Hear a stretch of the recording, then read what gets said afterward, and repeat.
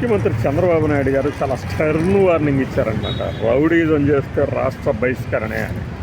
నిజంగానే అది కుదురుతుందా? ఎందుకంటే రాష్ట్ర బహిష్కరణ ఇప్పటి వరకు ఎవరైనా రౌడీ షీటర్లు చేశారా అంటే మనకేం పెద్దగా తెలియదు. ఒకవేళ ఉన్నా కూడా ఈ రాష్ట్ర బహిష్కరణలు అనే విషయం బయటికి రాకుండా ఎక్కడికక్కడ ఈ చర్యలు తీసుకొని వాళ్ళంతటా వాళ్ళు వెళ్ళిపోయారేమో అనిపిస్తుంది. రాష్ట్ర బహిష్కరణలు సంగతి ఏమో కానీ రౌడీజం చేసే వాళ్ళని ఎరగదీయాల్సిందే.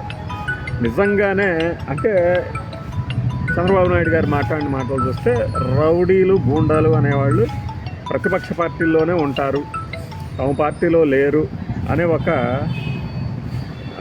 దృఢమైన విశ్వాసం కనిపిస్తుంది. బహుశా ఆయనకి ఇచ్చిన సమాచారం అలా ఇచ్చి ఉండదు.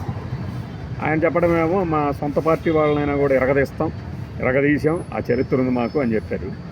ఫైన్, నిజంగానే రౌడీజాన్ని మీరు గనక నిర్మూలిస్తే సంతోషించని వాళ్ళు ఉండరు. ఎందుకంటే వార్డు కౌన్సిలర్ల దగ్గర నుంచి టాప్ లెవెల్ లీడర్ వరకు మామూలు జనాన్ని ఎడమకాలితో తంతునే నిజంగానే ఎదురు తిరిగితే చాలు, ఎదురు మాట్లాడితే చాలు, ఒక ప్రశ్న వేసినా చాలు, భరించలేనటువంటి అసహనంతో ఉండే వాళ్ళని ఏం చేయాలి? బెండు తీయండి సార్, నిజంగానే బెండు తీయండి. అయితే ఆ బెండు తీయడం కేవలం ఆ వైఎస్ఆర్సీపీ వాళ్ళ మీదే కాకుండా అందరి మీద తీయండి. ఇది మా విన్నపం.